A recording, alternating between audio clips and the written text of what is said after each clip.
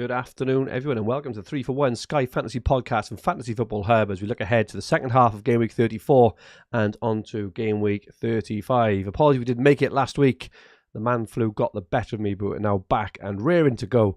Welcome, Paul. How was your Sky Week been so far? Welcome back, Fergi. Thank you. Glad to see that you're feeling better. Thank you, buddy.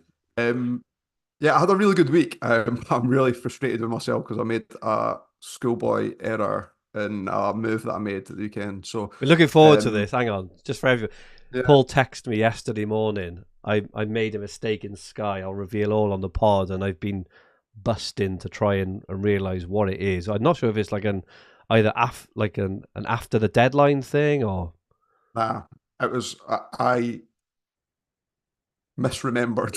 Forgot what days teams were playing on midweek, and I had assumed that Liverpool were playing on the Wednesday and not on the Thursday. Oh, okay. And so yesterday I moved Van Dijk to Dunk in Dunk to Van Dijk in a straight move, which on an isolation for a single game, I know I was 5 points down, but I wasn't overly concerned with that. It's the fact that then Dunk plays Brighton before Liverpool play again, and just an absolute rookie mistake. I would never have done that if I'd had the fixture in front of me, and it's very uncharacteristic of me as well because I usually know like the days off by heart in terms of what was coming up. And I wasn't even in a mad panic rush or anything like that as well. I could have went and looked on the app and double checked it, but I just had it set in my mind that Liverpool were playing the same day as Brighton midweek, and I really wanted Van Dijk. And so yeah. Well, Brighton got midweek. So Brighton are away to Brentford. Oh, okay. Liverpool are home to Sheffield United. Okay. But I did have a good week. I did have a good weekend though. I had Kudus on Saturday and nice 2% differential 14-pointer. After you mocking me on not one but two podcasts. Two different podcasts. Yeah, nice. Good work. So, 609th overall, Paul. Tough slog at the moment. I'm at 191st, but I think I was exactly at that spot on the overhaul as well. I've already used, the overhaul. At the break, I've already used a couple of transfers as well. So it's gonna be a hard slog for me. I'm down to not many transfers left now, and as I'm sure we're going to talk about now, there are plenty of opportunities left to make massive gains, aren't there? So let's have a look at FF Stuff's planner, which is the current kind of forecast for the rest of the season. We know there are games to go in here. We know there is going to be a double game week in the penultimate game week for lots of teams. We also know Spurs and Chelsea are going to have another match slotted in there somewhere, either towards the end of April or start of May. I'll start off at the end and then work my way back. Please do. One of the questions came in the pod for the pod around how many transfers do I plan on having going into May, and I'm not one for sitting on the fence. I'll usually nail a mast like those two different metaphors. Nail your mast to your balls. I will, yeah. But it does depend, and it really depends on the fixtures on game week 39 and which ones fall on the Saturday and which ones fall on the Sunday. Yeah, that makes because sense. It's whether I make then moves a week before, which would be part of part of making moves in April, or roll them into May that way. So if the fixtures fall well, or in terms of who I want to hop onto the second part of game week 39, so on the Sunday or the Monday, I would want to be carrying in kind of 5 transfers, I think, at that point to make the most of the moves at that stage. If not, and I'll do it the week before, then I'm more comfortable carrying kind of 2, maybe 3 transfers into May. I think from there is some nice, really nice fixture runs. Like some of the big teams have very favourable fixtures running at the end. Man United, Spurs have good fixtures and fixture volume. Yep. Chelsea will have fixture volume at that point as well. Man City's got good fixtures. Arsenal's got good fixtures. So, and Newcastle, if they can get a few players back from injury, they've got a nice run towards the end of the season as well. So, I do think there's multitude of opportunities. And then working my way back into the middle, there's a couple of hop-ons in particular that I like, and one being West Ham to Man United on Wednesday the 24th. So if I'm holding Bowen at that stage still, I will have got rid of Kudus at that point. The way that I'm set up, I can move Kudus to Saka tomorrow, which I think I'll do, provided Saka plays. But if I do hold Bowen, which my intention is to do so just now, then I think I'll move him on to a Man United player at that stage, whether it's, I'll see who's fit in terms of Højlund, Fernandes, again, what money allows me to do and what formation I'm on. But I'll also be looking to move on to Onana at that point as well. Yeah. He's just went like in every format, he's kind of went under the radar in terms of the amount of points that he's amassing. It's like the number of saves as well, so he's always picking up bonus. He's made the most saves in the Premier League this season. Yeah, that's crazy. Mental. And he's not made a mistake in a while either, right? Or no, no, he's actually played all right. He's actually made good saves and kept them in games at times. He made a brilliant save, the double save at the weekend, particularly the first one that came in late. And then there's a Spurs to Liverpool 4-0. So, like we had another question coming in the pod, and it was around, I think it was something like, why are we sitting in a position where the average transfers is 40% of your transfer usage left for 20% of the games? And for me, there's not been an opportunity where you can move to, like, Spurs are, like, everyone's got Romero and Son, or a large proportion of the players have got those, and perhaps like Porro or Vicario or Udogie or Maddison. So there's a sprinkle of other players there.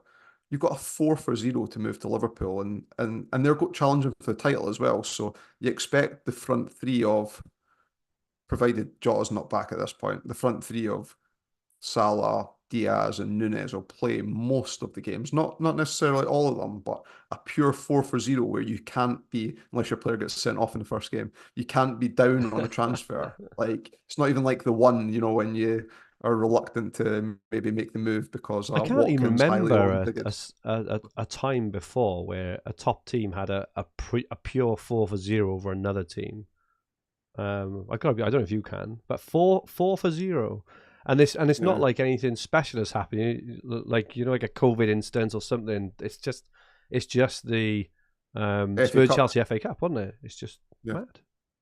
And that was without rescheduling the Spurs Chelsea game into that stage as well, which was one everyone was expecting to go in there. So that's another opportunity. And there's a multitude in there as well. Short term, I don't have any Arsenal players. I know that Arsenal players aren't highly owned at this moment in time, so I can imagine that those that don't have any will probably be looking at Saliba and Saka tomorrow against Luton. They've got that nice cluster of fixtures, and then you've got that FPL double game week, if you like, with the extra fixture that's come in midweek for Arsenal as well. So it feels a good time to get on a few Arsenal players. If I had injuries in the goalkeeping department, like Areola, for example, or I had a goalkeeper I wanted rid of, I think that I would probably be getting Rhea in for the short term as well, and then kind of move that on. I think you can move Rhea to Onana, which would make a fixture gain on that week as well. So good, on Wednesday the 24th, that would be a hell of a move. Yeah. You'd move right into Sheffield United at home for Man United. Yeah, so there's so loads of opportunities. I am jealous of people like Ian Parran and others who have got what some may have deemed an excessive number of transfers like a month or so ago. I knew, even when looking at it and looking like, oh, how would I use them? You just knew that something was going to come up based on the experience of playing Sky, I think, and this always happens every season. Nobody gets to the end saying I've got too many transfers. Like we say that every year, right? But now it's opportunities are like kind of very clear and come at the forefront, and where you can use extra transfers. And they're obvious opportunities as well. I just had just a really like a quick look, and even Wolves, for example, have got like a run right towards the end of the season where they play three or four at home. At home against Bournemouth, Luton, and Palace. And those are running short. Like myself, there's no way in the world I'm going to be able to afford to kind of jump on that. But what a lovely run of attacking fixtures that is. If City's going for the title and they get that extra fixture at the end, and say, like, I'm not the fixture date guru at all. So I'm saying something that might be impossible, right? But for example, if City did play on the Sunday on the Gameweek 39 that I was talking about, they're going to have like 4 fixtures over people's two at that point in time. If they're still going for the title, then loading back up with Foden or bringing in extra player, like extra City players for that run at the end. I wouldn't mind extra City players as a differential and extra fixtures over others. I think this year is quite different from other years, from what I can remember as well, in that we, as it stands anyway, we have a real full-on 3-horse race to the title as well. So even if one team slightly drops off, I can't see two dropping off. So the three will probably likely turn into a two at some point. Don't hard to say which two. But City are not going to have won the league by game week 34, right? Which has become the norm recently, and they've been allowed to take it easy and rotate. Right, like Edison Gates last year. Remember, he didn't even play the end of the season, did he? And I think Haaland was rested. Was he rested last game of last season and another game as well? It just happens, don't it? Whereas it's not going to be allowed to happen this year. So yeah, so many opportunities. It's quite unbelievable, really. There's been a goal already in the games. Hudson-Odoi has scored for Forest. They are 1-0 up against Fulham. Not that kind of massively impacts Sky as such. We had some questions, Paul. Liverpool and Arsenal kind of dominate a lot of the questions, which we'll touch on in a bit. But we did have a lot as well around transfer usage, gaining an edge, and differentials. Have you put much thought into that? Yeah, I've got it's like you're teaming me up and you didn't even know that I'd prepared for this. No, I've selected 5 players that I think will go up in ownership, but not to it's so obvious I'm going to make the move. And like Salah yesterday went to 95% and Watkins dropped down to 10%. So it's not out of that. It's like these players might go up to 30-40%, and are they a differential or not at that point? You make up your mind either way. But right now, 5 players I've highlighted. Talked about Onana there and being multiple hop-on points, and then Man United having a really good fixture run with extra fixtures towards the end of the season. He's at 1.4% of teams just now. Okay. We just talked about him being having the most saves in Premier League.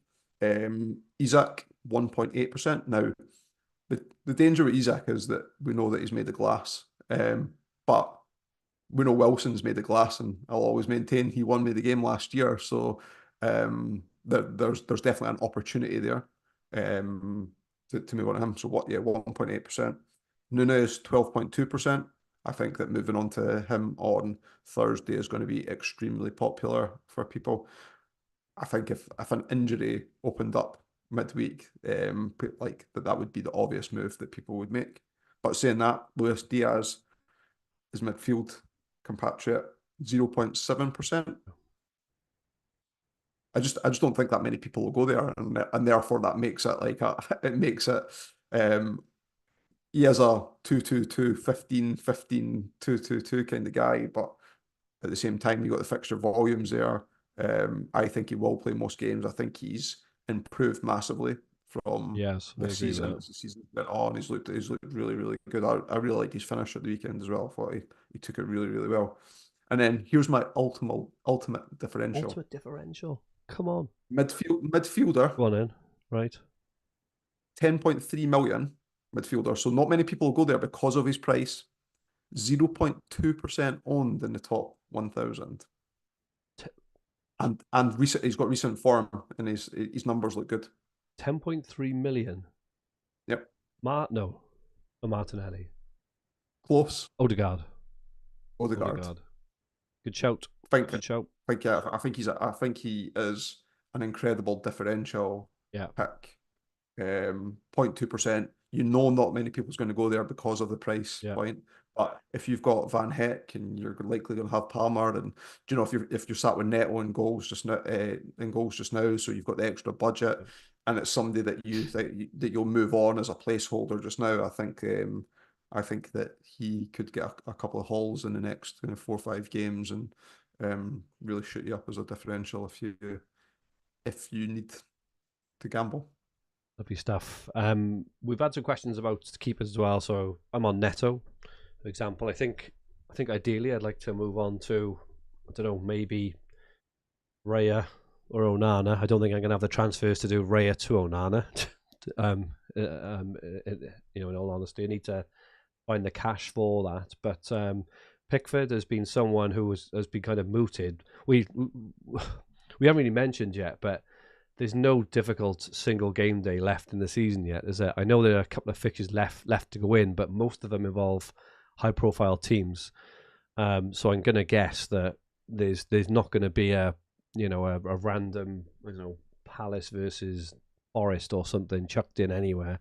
I wouldn't have thought. So we can primarily focus our remaining transfers on these pure fixture gains back and forth rather than having to worry about those. Go on. Isaac just scored. Isaac just scored. That boy is on fire. Yeah. He's on fire, isn't he? He is a hell of a player.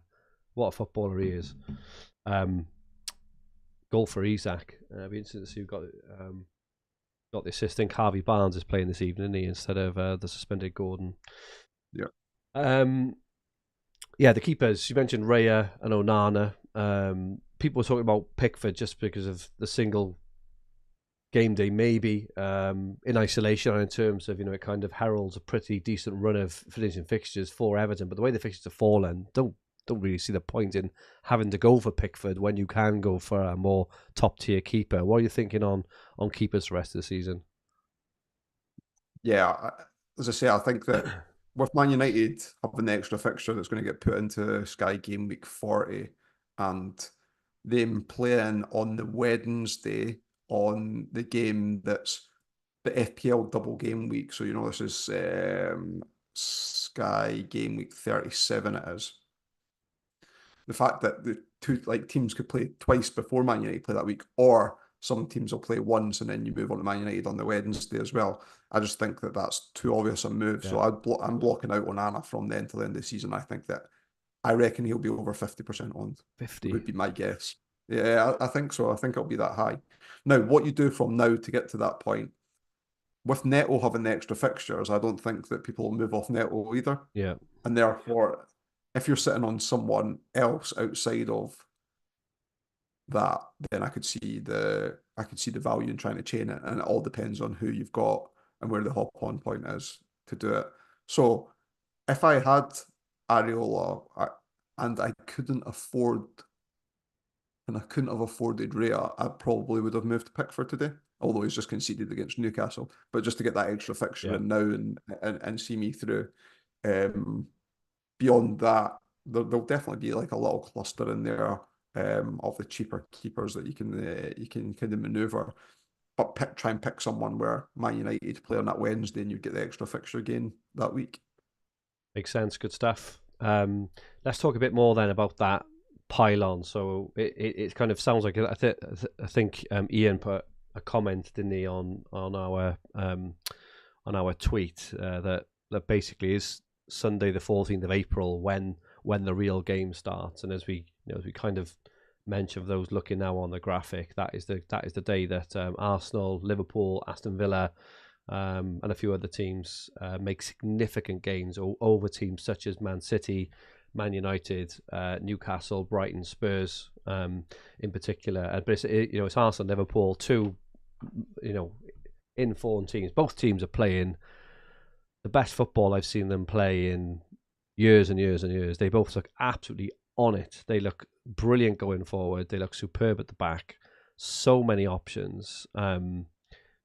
Obviously, transfer count is going to limit certain people in how far you can go, because you're going to want to spread them out in that kind of final third of the running that we've just talked about. But what are your initial thoughts on players who are the absolute must-haves, and how far can you go with these players? Yeah, so the must-have for me are the obvious ones. So we got Van Dijk, Salah, Saliba, Saka, and then beyond that, what's interesting is that I prefer Liverpool's fixtures to Arsenal's, but Arsenal's players are more nailed, yeah, particularly in the defensive areas than than Liverpool's are. Now, if Trent was playing, if Trent was fit and was playing every week, I'd earmark him as well. McAllister's going slightly under the radar, so now I am getting into the territory of pick your players that fit your formation and fit your value and who you're taking it and who you have to lose to bring in these players. So for me, Liverpool, you've got outside the ones I've mentioned, you've got McAllister. I don't know that I would trust Trent now because Bradley's played so well that you could see Trent missing a game or two in that period of time, even if he does come back. I agree with So that. I would, if Alisson came back, then I'd have Alisson in that group, McAllister, and then Nunes and Diaz. And then from Arsenal's side, I've already mentioned Odegaard, Gabriel, White, Rhea, Rice. In fact, Rice is still going, he's not going under the radar, but people just aren't picking him because of the multitude of options that are in midfield just now with Son and Palmer, etc. But I can see him getting popular again around about that time as well. So I could see me, I think Ian's right, I could see me using 5 transfers on that day. Say I got to there with using 2 or 3 up to that point. So I'll be on like 10 transfers if I used, I think I'm on 13 just now. So if I used 3 transfers, it'd be on 10. I could see me using 5 on that day. And then, as I'd mentioned earlier, carrying 5 into May, or even using a couple on the weekend before moving on to May if the hop-on points were right. And I still think that I'd be jealous of people that had more transfers there because of the opportunities that are there. Yeah, that is a pylon, and and for those who have got 15 plus, you can properly pylon with no repercussions, right? As you say, there's it's a 4 for 0, and it's kind of the players like you say, maybe players like McAllister or Diaz or one of those sorts of players, even Havertz, who are going to be the player. They can score 2 or 3 in that in that little run in those games. If you add them up with the appearance points and any bonus points they get on top of that as well, they're gonna absolutely fly. It's a 4 for nothing. But then if you look at Liverpool and Arsenal's last 3 fixtures each, like beyond that 4 for 0, Arsenal's Bournemouth, Man United, and Everton, and Liverpool's is Spurs at home, Villa. Fair enough, Villa away is not a particularly great fixture, and then Wolves at home. They're not like the worst fixtures ever to run into as well. So it might not even be those players that you're hopping on that come back out necessarily. Yeah, you can move on to other players that you've got set around the team. I'm quite happy that I've kept Van Heck in defence. It was always part of my plan anyway. I was frustrated in what I did with Dunk, but I was always going to. It wasn't the fact that I took Dunk out. It was the fact that when I took him out, because holding Van Heck just makes me so more fluid in terms of the moves that I make, and adding the extra players in there, because I'll probably keep Palmer until the end, even though Chelsea have that lull in fixtures as well before the extra fixtures come up. I doubt very much that I'm going to come off Palmer and then go back onto him. So if I hold Palmer and Van Heck through that period, it's just those highly owned players that most people will be transferring out and transferring in, that if you're short on transfers, say if you're even in the high single figures, I think that you're going to get overtaken by quite a few of the more experienced players that are holding some transfers back that are perhaps sat behind you. Whereas earlier on the season, it's maybe not so obvious that would happen, I think. Kiwior for Arsenal is very cheap. He's been playing the last few weeks. Just have a look at his minutes, actually. He has played 90, started the last 5-6 games. He played all 90s when Zinchenko was injured. He's then played 79. Zinchenko got 11 minutes, and he played 66, and Tomiyasu got 24. This is the problem. You've got both Tomiyasu and potentially Zinchenko and Timber even are going to be back soon. Is he too much of a risk, like a flip from Van Heck? And if they go far in the Champions League as well, like if they do get past Bayern, it's just with the other players around there and the way that the fixtures have fallen and not having to hold Son through and hold Romero through, I think that I don't necessarily think that you need to make that move. Yeah, agree with that. And it's just an extra transfer in it. We'll talk about transfer counts and stuff in a second. Firstly, let's just have a look at this week and next week.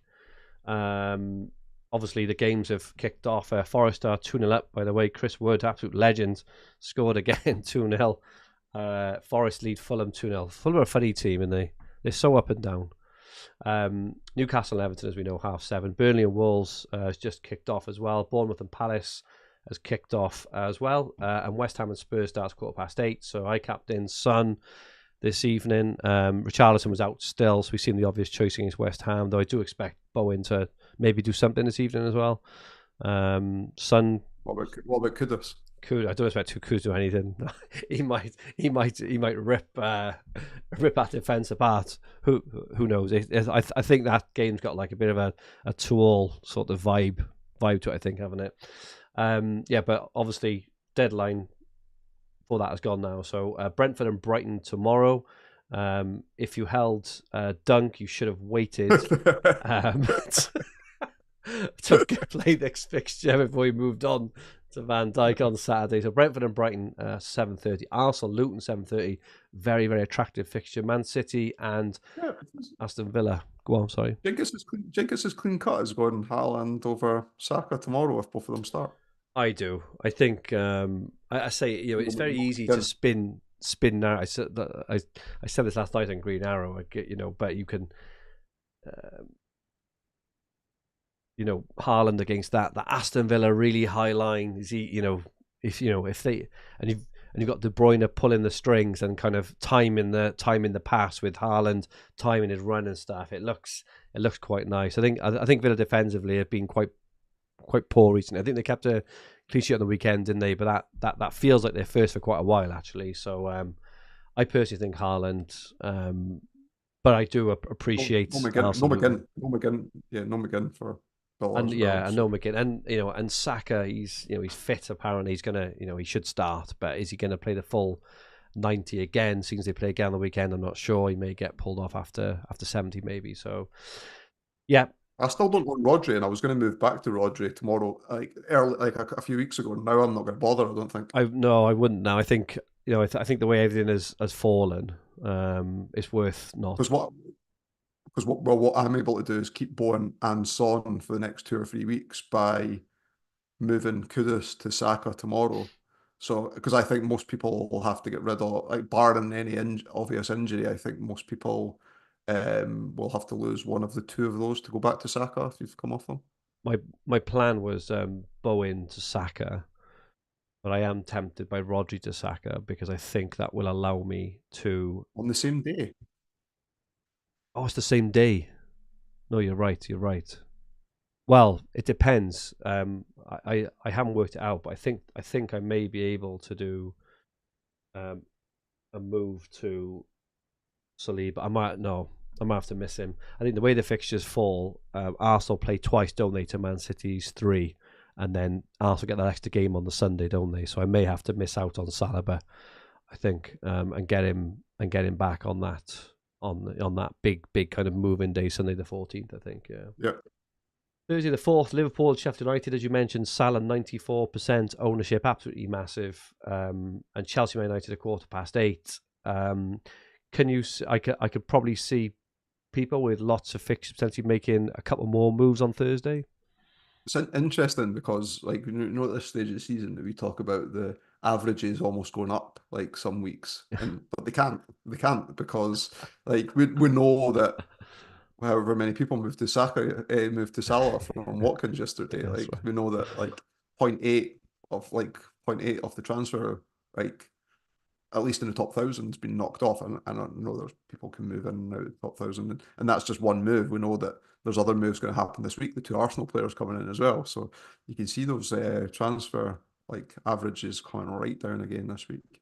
You can. I'm glad I'm right on the cusp. I think I'm less than the cusp now. I'm under the cusp at the moment, but we'll see. I can see Rodri to Nunes. I will do it because I don't have Rodri, but I can see Rodri to Nunes being a very funny. Nunes is a frustrating player, and he's just. I really want him not to start because I can't make the move, and I think a lot of people will do it.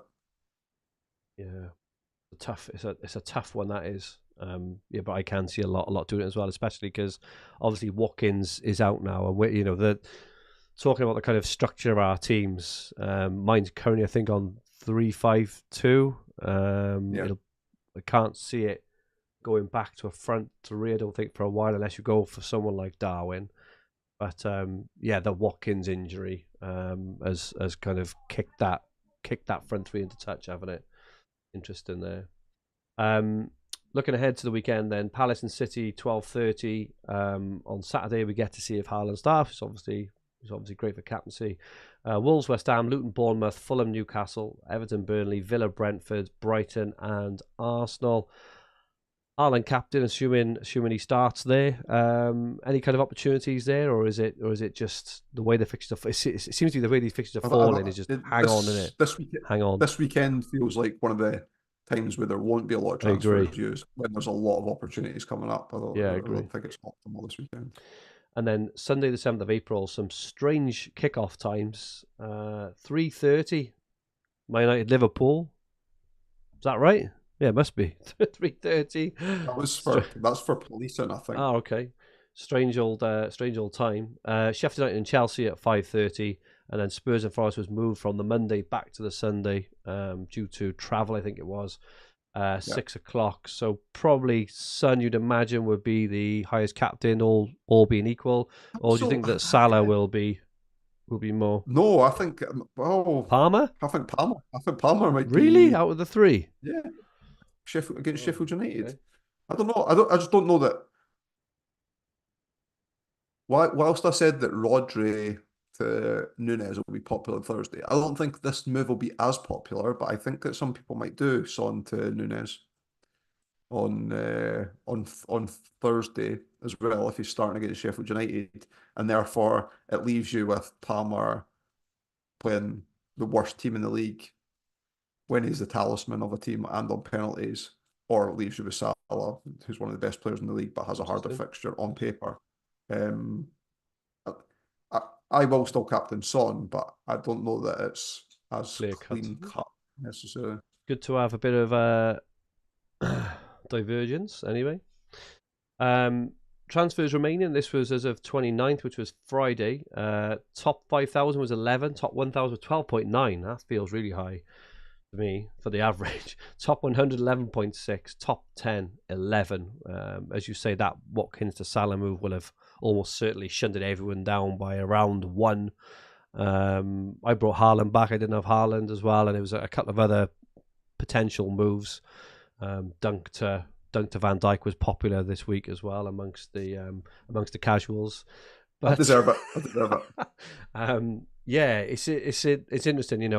I'd probably say if anyone is keen to share in the chat how many transfers they've got left, please do. Maybe we can work out what the kind of engaged managers have got left. It feels like it's more around, I want to say 14. Maybe feels about what most have got, but it would be interesting. Bobby's in the chat. He says he's got 15 left. I'm down to 10 now, and I'll be down to 9 after tomorrow. So I in terms of piling on. But you're going for engaged managers though. So. I deserve that as well. So it'd be good to. And you said you had 13, but yeah, it'd be good to get a sense check of it. But it's going to be interesting. On kind of, because there's so many opportunities. Windy's for 23. Windy, are you serious? If you got 23, you are. Because he spends all his time in this chat rather than actually on that. You got 20. Our average so far is 23. Sean, 21. Jesus Christ. Maybe I was way out of whack when I said 14. Christ, that is that they are massive transfers there. Though I do suppose that the people who are only holding like 6 left probably not going to shout, I've only got 6 left. So maybe that's why the average will be high. Amand has got 16 left. Nathan's got 13 left. Dave Hans got 14. We're getting to the realms of the normal now, baby. So, but yeah, thanks for that. Very, very high numbers actually. Fulham's made 3 subs after 30 minutes. 3 subs? Jesus. Yeah. Wow, okay. Interesting. yeah, in terms of transfers left, still massive opportunities. It does. I kind of mentioned before we came on air that it does feel like the season's in like 3 different chunks now. In it, we're coming to the end of one sort of next weekend, and then you've got this gap of, like you say, Arsenal, Liverpool, and then this gap back on then of Man City, Spurs, and Chelsea and things. So there's still so many opportunities. Yeah, it's gonna be interesting to see how it finishes off. I'm depressed by having 13 transfers. I can only imagine how you feel after listening to what everyone else has got in the chat. 23. Jesus Christ. I know there's no way I'm going to hold on to top 200, is there? With only I'm going to have 9 left after tomorrow, and I won't have any Arsenal defenders, so I'm probably going to have to go down to like 5 on that 14th, and then just kind of absolutely scrape my way through, and that's without changing my keeper as well. So yeah. Chris Miller's got 8. Ronald's got 14. Connor says, I've got 0 and regretting early decisions. Yes, Connor, make sure you follow us right from the start next year, and keep a few back. I mean, I'm low, but yeah. But as long as we enjoyed the game, mate, good stuff. I think we've answered most of the questions we have had in. Thank you so much for those who sent them all in. Humble Monk's got 15. Mini League leader got 10, but is 150 ahead. Yeah, that's a decent lead. There's a decent lead. Paul, question this for you this week on what's your favourite. I think we've answered maybe all the proper easy ones, but question I want to ask you this week, you may need a moment, so I may have to like sing a song or do something. Do you need a calculator? No, you don't. You don't need a calculator. Ian Parrin, by the way, has put Palmer all day. Palmer, he really fancies Palmer on Sunday. So yeah, good stuff. Yeah, that's what I said. I didn't think it was as clean cut. Fair enough. We'll see. I want to know who is your favourite fictional character and why. That's what I want to know. I'll give you a minute. There's just a few comments. Ian's quite rightly reminds us Darwin Núñez is on 8 bookings, which is a really good point. Even though I do think, is it game week 32 or something? It kind of reverts back. And Tim asks, for tomorrow I want Saka. Shall I remove Bowen or Son? I think Bowen is probably the safer one there, Tim, personally. But yeah. Anyway, okay. Paul, fictional character. I'll name 2, and one's going to be very mainstream and obvious, but I like it as my favourite fictional character, Okay. so I'll say it. But at the same time, I have got another one that's probably not as mainstream that I also enjoy very much. So my favourite is Del Boy Trotter. Del Boy. Oh, really? Oh, okay. You know I'm a massive Only Fools and Horses fan. Went to the musical in London and seen and I was actually in the 3-wheeled van. The guy. Oh, he told me, didn't you? He did tell me. Yeah, Jim Leishman, who's the Lord Province of Dunfermline, has a replica of it. So I got my other half arranged through a friend of a friend to get me a shot on it, which was brilliant. But if I was going beyond that, I read the Rebus books by Ian Rankin and Detective Inspector, and drinks in this cool little bar on Thistle Street in Edinburgh. So all the stories are based around Edinburgh, and like I know the streets very well. Oh, Edinburgh, fantastic. For a capital city, is quite small and quite compact. So most of the street names and stuff like that if you've grown up in and around Edinburgh as well. So there's a TV series, Ken Stott's in it, John Hannah was in it, famous actor, was on the earlier incarnation. But when I picture Rebus, I think more a Ken Stott type figure, and character. He plays the character really well. But if anyone's into reading and enjoys like kind of crime novels, the Rebus series from Ian Rankin's really good. Good stuff, mate. Good answers here. I do like the way you can quite quickly kind of articulate your thoughts. This is why this works so well. I think you don't give woolly kind of vague, I'll have to get back to you stuff. Very, very good. What about you? Mine's not as highbrow as yours. I gave it a small bit of thought. I'm very much into my into my kind of sitcom. So Del Boy, and stuff as well. I was kind of massive growing into that. I do love Frasier as well. I don't know if you've watched much of Frasier, but during lockdown, I've always watched lots of Frasier, but I've never really watched it in a conversation walking along the promenade in Barry Island. We did. I've never watched it in like a sequential. I've never followed it as a story, but absolutely fantastic. I love Frasier. I love Frasier the program and Frasier the character as well. He's just absolutely originated in Cheers. So funny, yeah. In Cheers, I've since gone back and watched Cheers back as well because my father used to watch that when I was growing up, but. In lockdown, I discovered Peep Show, which I'd never seen before. And you know what?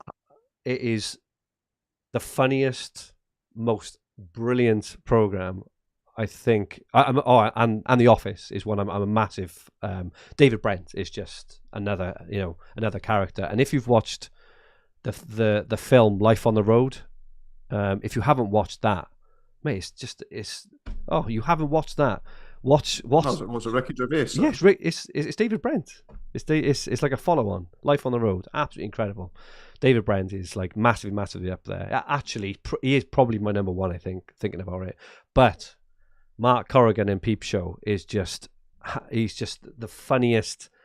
And what's so brilliant about that show is you obviously get the insight, and it's so relatable. The things you think in your head about real life situations that you can't say, but you do think. And obviously he plays that, and the way he does it is just, oh my goodness me, it's just, I'm watching it again now for like I don't even know how many times I've watched this whole series end to end, but never fails to. I had never seen it until I got COVID, and then I watched the Peep Show from first episode to last. I'd never seen an episode of it before as well. I hadn't even heard of it. I think I've heard of it, but I think I kind of thought it was like something like the Fast Show, because Mitchell and Webb used to do a kind of sketch show years ago called the Mitchell and Webb Show. So I think I assumed it was something like that. I didn't realize it was what it was. But if anyone hasn't seen Peep Show, I highly recommend it, especially if you're kind of our age, where you can relate to the sort of late 90s, early noughties. Super Hans is my favorite character. But yeah, anyway, good stuff, and that is it for us for this week. As usual, hope you all enjoyed the trip down memory lane with the sitcom chat rather than obviously the Sky content. But thanks for all those watching and listening. Your continued support is much appreciated, and thank you so much, Paul. Where can people find you? I say on Twitter, isn't it? It's on X at Paul McAnulty 1 MCANULTY. My handle is at FFH_Fergi. Apologies again, all that we couldn't get it out last week. But yeah, I don't think I've ever missed a podcast because I've been ill, which hopefully just shows how ill I was last week. Missed Green Arrow. I was really, really struggling. But yeah, we'll be back now every week until the end of the season. If you like what you... Oh, go on. What rank do I need to get this season on Voldemort to get a guest spot on Green Arrow? Well, Joe, I was actually asked. I was asked to ask you on to Green Arrow. Oh, really? I was, yeah. So, yeah, we should get you on probably. Is that whilst my rank's as high as it is, in case I drop down? It's 500th. By the way, 500th of Paul is in FPL for those wondering. My FPL rank's better than my Sky rank. That is brilliant. I don't know what that says about you, mate. I don't know if it's a good thing or a bad thing, really. But yeah. Afterlife, Humble Monk says, yeah, really enjoyed that. Inspector Morse, Best Detective Series, nice one, Dave, brilliant. FPL Spartans, Curb Your Enthusiasm, Larry David. Rabsy Nesbitt, Wendy says, yep, superb. And Humble Monk says, Bollocks got the wrong detective. Inspector Clouseau, Ian Parrin, yeah, all lovely stuff. Really takes me back. All kids watch nowadays is bloody YouTube and just videos of shit. But yeah. If you like what you watched, please press the like button. Remember to subscribe in the bottom right-hand corner of the screen. If you enjoyed your listen, please rate the podcast version and leave a comment. We'll be back next week. Monday, Paul? You free Monday? hopefully. I'm on a stag do this weekend. I'm not sure what time I'll get home at, but I will keep you informed. Where's the stag? In London, randomly. Wow, okay. So. If you make it back then, mate, we'll have you back on the Monday. Would be good. In the meantime, we hope you have a great Game Week 34 and 35 on the weekend. And goodbye for now.